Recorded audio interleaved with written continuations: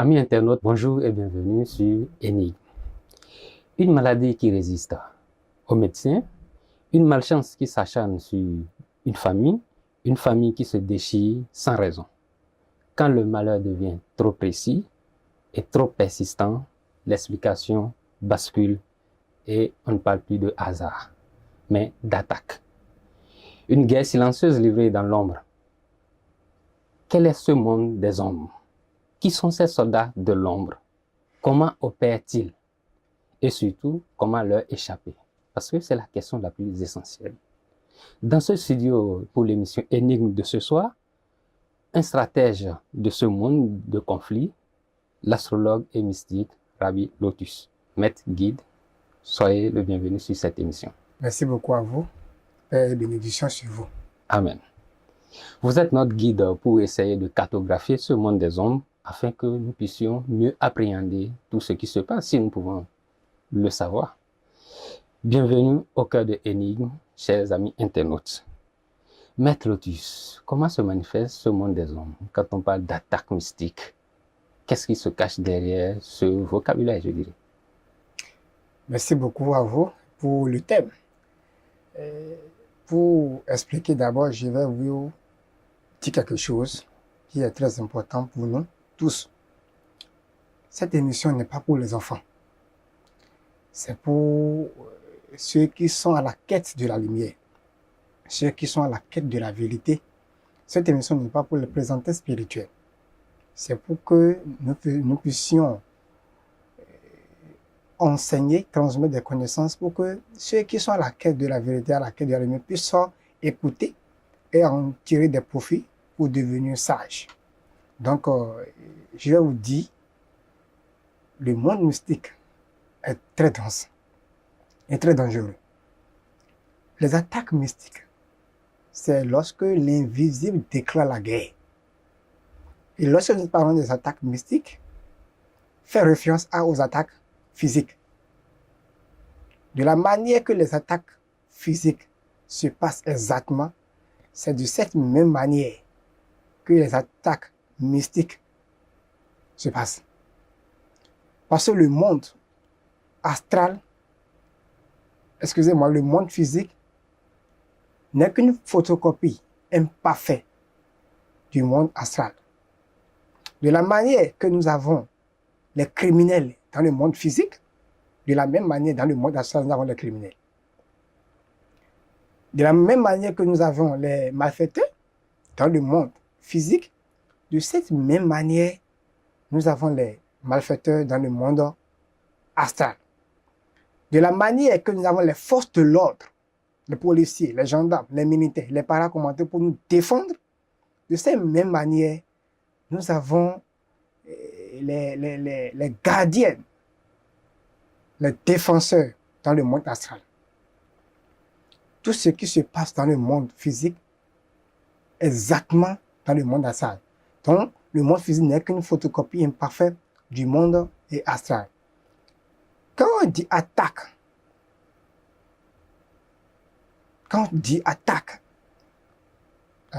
c'est un combat. Mais ça devient mystique, ce qui veut dire que ce n'est plus visible.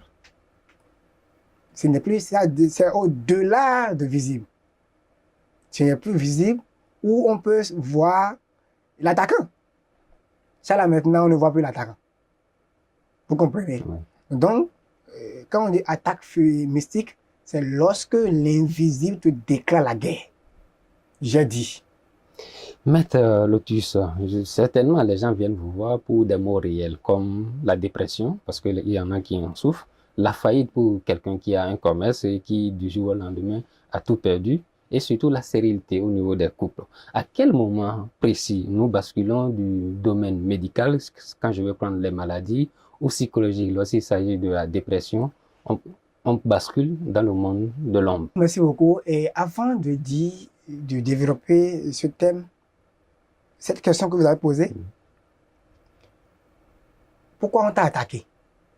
C'est la question. C'est la question. Pas la jalousie, je peux t'attaquer. Parce que je suis jaloux de ce que tu fais. Tu as la capacité. Mais il faut qu'on se dise la vérité. Vous êtes un journaliste. Il y a des gens qui viennent dans votre position, mais qui n'ont pas arrivé à être là. Pas la jalousie. Parce que ce que tu fais, je n'aime pas, je vais t'attaquer. Je vais utiliser tous les moyens et t'attaquer. Est-ce que vous me comprenez? Mais ce qui est bon est que celui qui ne fait rien, on ne peut pas l'attaquer. C'est parce que si on t'a attaqué, c'est parce que tu fais quelque chose de bien. Et qui protège alors celui qui... Bien. Un fou, on ne peut pas attaquer un fou. Lui, il ne fait rien pour quelqu'un. Donc, comment on peut attaquer un fou? On ne peut pas attaquer un fou. Vous voyez? Pas la colère, pas l'envie, pas l'orgueil. Je peux t'attaquer. Pas la haine. Je peux t'attaquer. Même si tu ne me fais rien. Parce que ce que tu fais ne me plaît pas. Je ne t'aime pas. Je vais t'attaquer. Mais la question est que celui que vous voulez attaquer, il est basé sur quoi? Il y a des gens que vous ne pouvez pas les attaquer. Parce qu'au moment où tu as pris la colère pour m'attaquer, et que l'individu est dans une position donnée, la colère que tu as pris, la jalousie, la haine que tu as pris, retourne envers toi, devient une flèche qui vient te déséquilibrer. Est-ce que vous me comprenez? Donc, parce que chacun, personne n'est, comment dirais-je, n'est simple. Tout le monde a un code. Est-ce que vous me comprenez? Oui. Le moment où on dit que cette maladie n'est plus physique, c'est devenu mystique, il y a plusieurs signes. Vous comprenez? D'abord, l'on ne peut vous attaquer par les 4 éléments, qui est la terre, le feu, l'eau, l'air. Vous savez les 4 éléments, la Oui. terre, le feu, l'eau et l'air. Oui. C'est pas ces 4 éléments qu'on peut vous attaquer, qu'on peut vous déséquilibrer. Par exemple, je veux envoûter quelqu'un par des maladies de pied, que nous appelons Tchakatou, par exemple, ou bien, oui, Tchakatou. Je vais déséquilibrer son élément terre. La terre, la chakra racine, je vais déséquilibrer cet élément pour pouvoir lui envoûter. Parce que tant que vous n'êtes pas déséquilibré, l'on ne peut pas vous envoûter, l'on ne peut pas vous attaquer. Ce sont les 4 éléments. La partie la plus difficile, à dire la plus dangereuse, si on t'a attaqué, c'est fini, c'est pas la tête. Quand un individu est déséquilibré mentalement, il devient, c'est fini, tout ce qui est en lui déséquilibre. Donc, n'acceptez jamais que quelqu'un vienne vous déséquilibrer mentalement. C'est fini. Vous allez perdre l'équilibre. Est-ce que vous me comprenez? Oui. Vous avez dit qu'à quel moment on constate que cette maladie n'est plus physique, mais ça devient mystique. Oui. Lorsque on vous a attaqué et que vous commencez pas à souffrir des maladies spirituelles, vous allez voir un docteur, on va vous faire toutes les consultations, toutes les analyses. Vous n'allez jamais trouver la solution à votre problème. Est-ce que vous me comprenez? Parce qu'un docteur ne peut pas traiter une maladie mystique.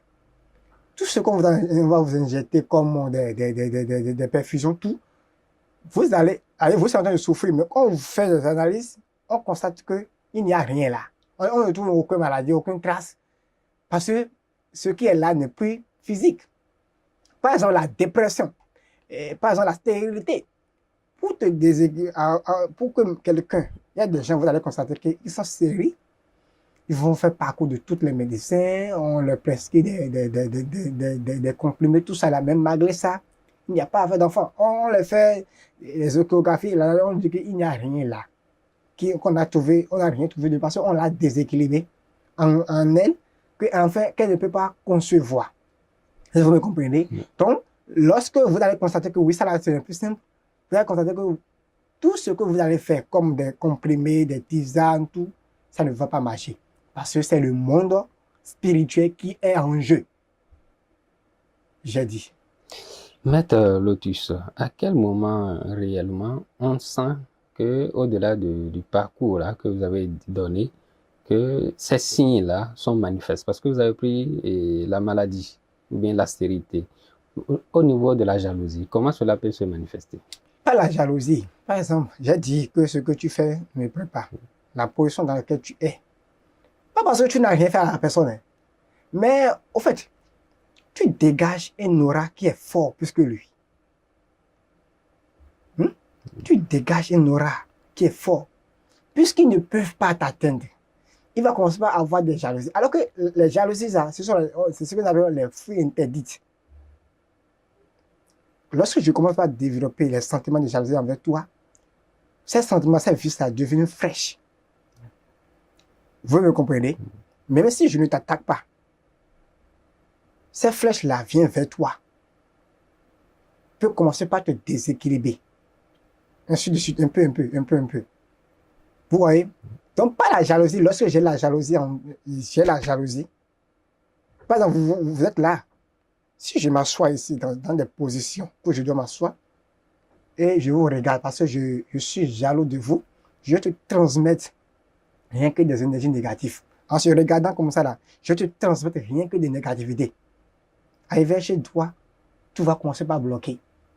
Tu fais une consultation, tu entends le nom de la sorcellerie. C'est pas la sorcellerie, pas la jalousie. Je t'ai attaqué. Donc, soit ces vices-là viennent vers toi comme des flèches pour te déséquilibrer. Soit je me lève moi-même en chair et en os et je vais aller faire un rituel. Je peux, par exemple, puisque je connais ton nom, je prends ton nom ou bien je prends un symbole de toi, peut-être ton habit ou bien quelque chose, ou bien si je n'ai pas de... Je vais construire, je vais former peut-être un poupée, mais je vais former un statut en ton nom. Je vais consacrer ce statut-là. Est-ce que vous me comprenez? Et je vais dire à partir de ce jour, telle personne est tel statut est telle personne. Par les puissances, par les éléments que j'ai, par les rituels, je vais consacrer ce statut en ton nom. Vous comprenez? Maintenant, au cours des rituels, je vais communiquer des choses au statut-là. Je vais lui communiquer ce que je veux dans ta vie. Si je veux, par exemple, que tu fais... Bon, ça ne va jamais arriver, hein, puisque vous n'aurez jamais ça. Inch'Allah. Si je veux que l'individu fasse l'accident de circulation, au cours du rituel là, je dis à tel statut qui va faire l'accident de circulation. Et je peux prendre maintenant ce statut, aller déposer sur un carrefour ou bien sur un chemin pour que les voitures puissent passer là-dessus. Vous comprenez? Parce que puisque tu n'es pas protégé spirituellement, puisque tu n'es pas bien fort spirituellement, si je fais ça, je vais déséquilibrer ce qui est en toi. Tu reçois ces charges-là. Et en ce moment, lorsque toi-même tu vas prendre la circulation, tu vas faire de l'accident. Vous comprenez? Donc, c'est pas que je dis que l'on ne peut vous attaquer que par les 4 éléments. Parce qu'il y a des esprits qui sont dans le monde astral qui veulent servir des gens. Il est là, lui, il veut détruire. Parce que plus lui, il est en train de détruire, plus lui, il est en train d'évoluer. Donc, il y a des esprits qui sont là, qui sont prêts à servir des gens pour la jalousie, pour la haine, pour la colère, pour le vol, pour le mensonge, tout ça là. Ils sont prêts à accomplir cette mission que vous allez les confier. Donc, une fois que je fais le rituel, je fais appel à ces esprits-là, malveillants, pour venir accomplir la mission. Peut-être pas la jalousie. Je vais former ce que nous appelons l'illusion. Lorsque tu prends le chemin, je vais rester ici, je vais commettre, puisque j'ai commandé à un esprit là, l'esprit va provoquer peut-être un accident de circulation à une autre personne. Et bizarrement, toi, au moment où l'individu est en train de faire l'accident de circulation, toi-même, tu seras présent sur les lieux. Pas forcément toi, mais tu seras présent. Et peut-être tu vas entendre, bah, cela va bouger en toi quelque chose, ça va déséquilibrer quelque chose en toi.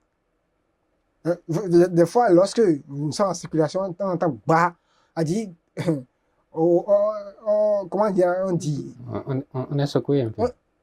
Et rapidement, on regarde derrière. En ce moment, par ces mouvements, je vais te déséquilibrer. afin que le message que je vous fais passer puisse rentrer. Est-ce que vous me comprenez? Donc, pas la jalousie, pas la haine, pas la colère, nous pouvons créer tout ça là. Maître, souvent, quand on parle des attaques mystiques, il y a un triangle qu'on ressort, on dit médecin, pasteur.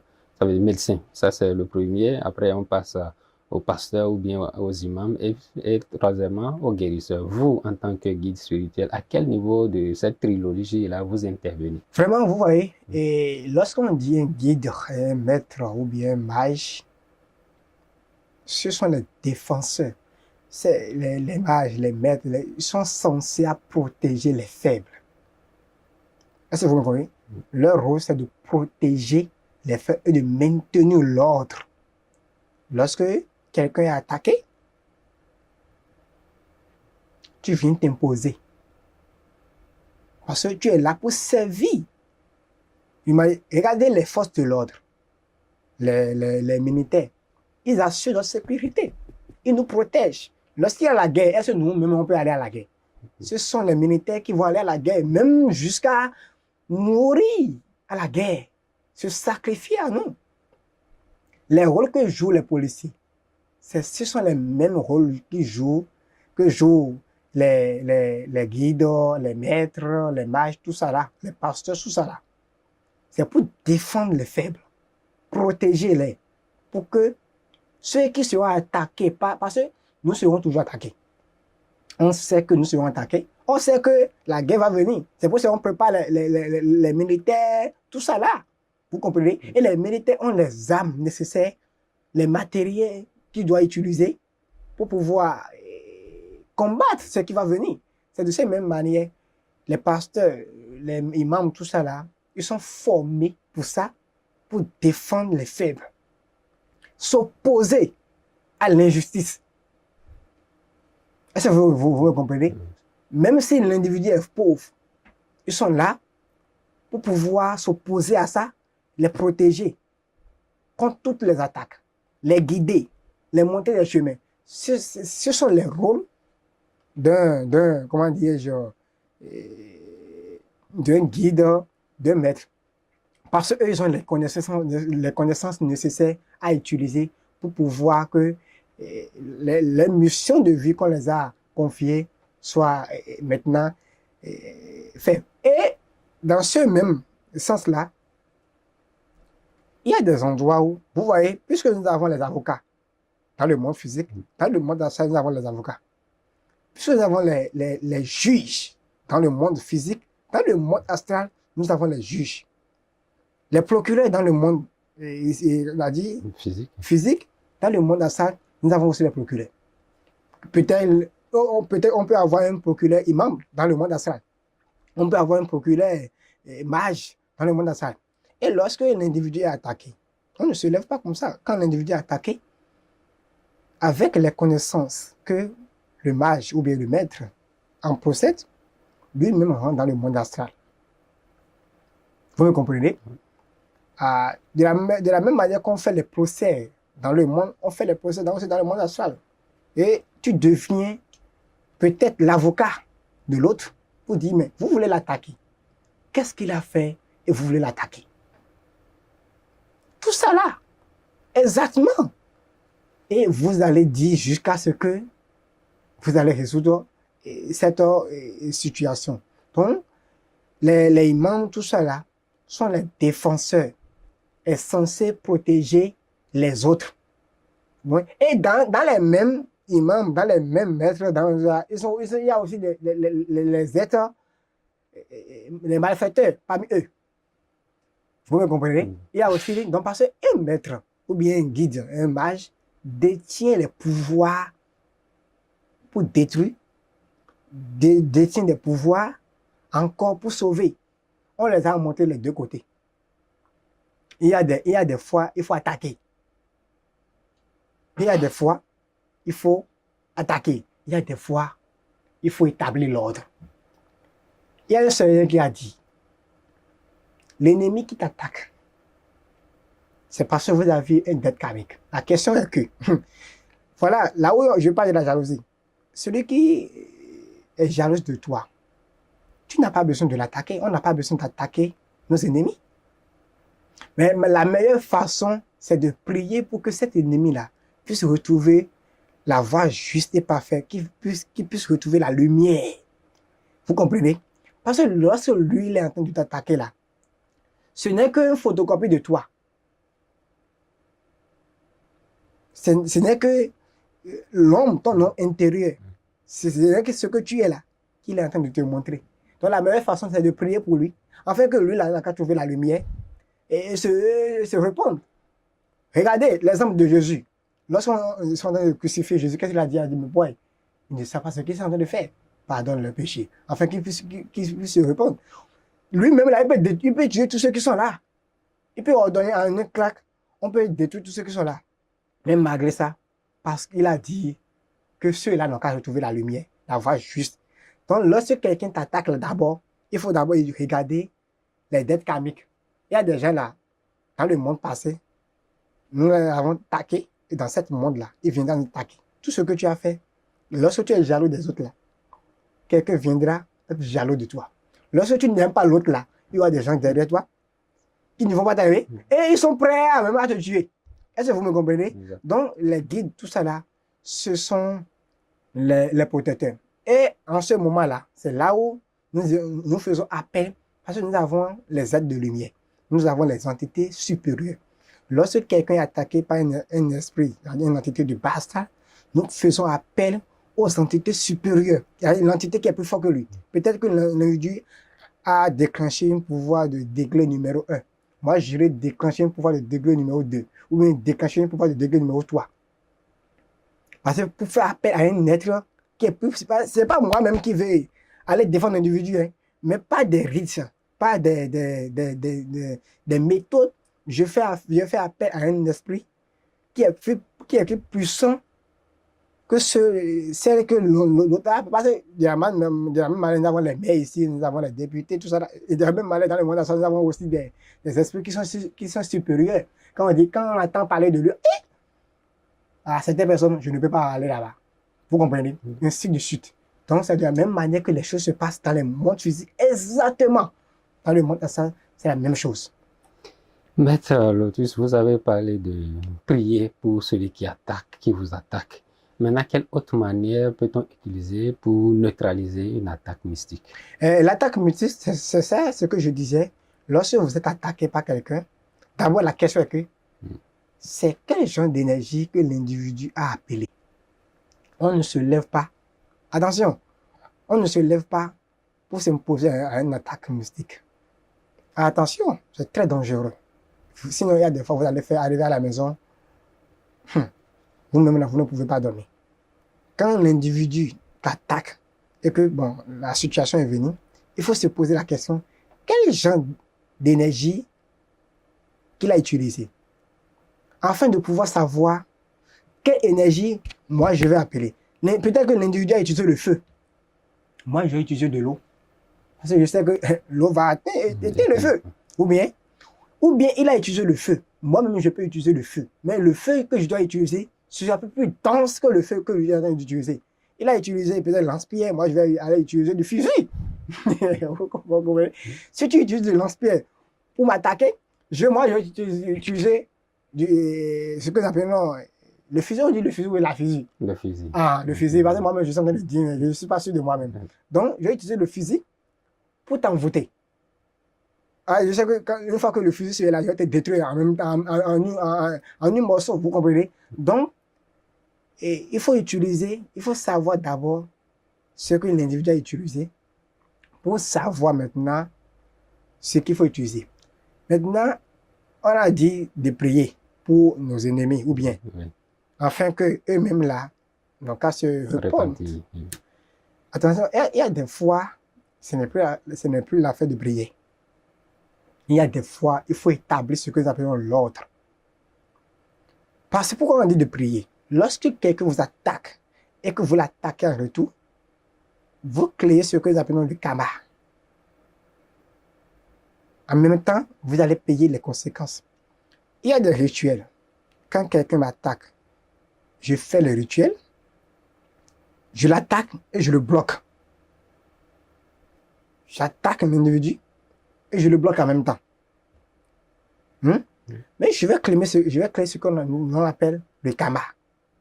Maintenant, il y a des attaques. Quand ça vient, je rentre dans ma chambre, je fais des rituels, je retourne ce que l'individu a envoyé.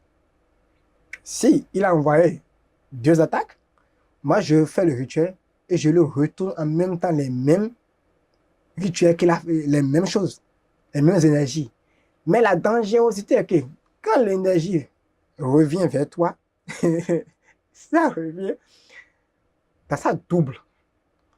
Puisque tu m'as envoyé 2, moi je fais le rituel, je retourne, ça se multiplie en 4 ou en 6. Donc toi-même, tu ne peux plus supporter ce que tu as envoyé.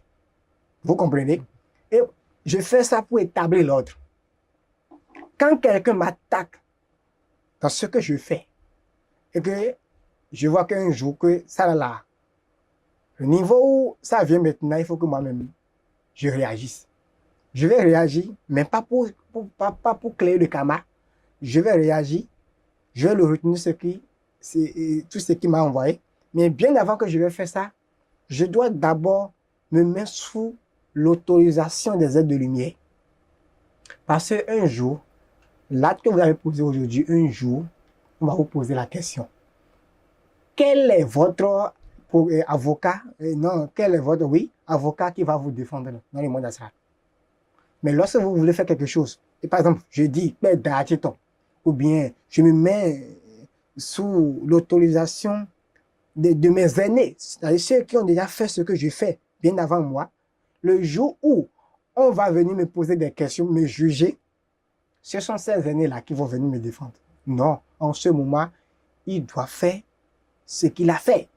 Parce que si on ne laisse... Bon, quelqu'un veut me tuer, et un jour, il veut me tuer. Un jour, si tu ne réagis pas, il va te tuer. Écoutez-moi très bien. Le travail que tu fais, celui qui va attaquer à ton travail là, faut établir l'ordre. Parce que c'est ce travail qui te donne à manger, qui nourrit tes enfants, même beaucoup de personnes. Et l'individu qui est venu, qui veut détruire ton travail là, faut établir ce que nous appelons l'ordre. Mais, on ne le fait pas à tout moment. On dit enfant, et bébé, trop c'est trop. Maintenant, il faut que nous faisons appel aux forces supérieures, afin qu'ils puissent venir établir l'ordre. Puisque ce n'est pas toi-même qui veux établir l'ordre, mais il faut faire appel aux entités, c'est-à-dire aux forces supérieures, afin qu'ils puissent venir maintenant s'opposer pour établir l'ordre. Établir l'ordre, comme vous l'avez dit, Maître Lotus, nous sommes au thème de cette émission. Quel est votre message à l'endroit de ceux qui croient à ces attaques mystiques et de ceux qui doutent des attaques mystiques? L'on ne peut pas se douter des attaques mystiques. Non. Là, en fait, doute là, il faut qu'on laisse quelque part. Quand on dit ce que tu n'as jamais vu, un jour là, lorsque tu vas rencontrer, pas parce que je ne connais pas, ne veut pas dire que ça n'existe pas. Peut-être que ceux qui vont t'attaquer ne se... et comment dire,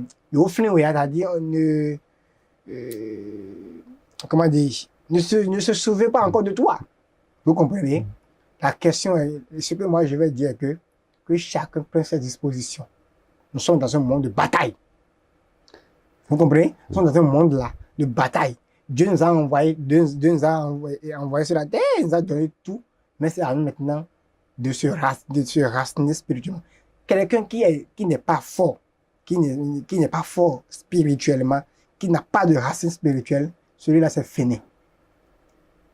Donc je vais vous dire de prendre vos dispositions nécessaires, travailler sur vous, afin que personne ne puisse vous déséquilibrer.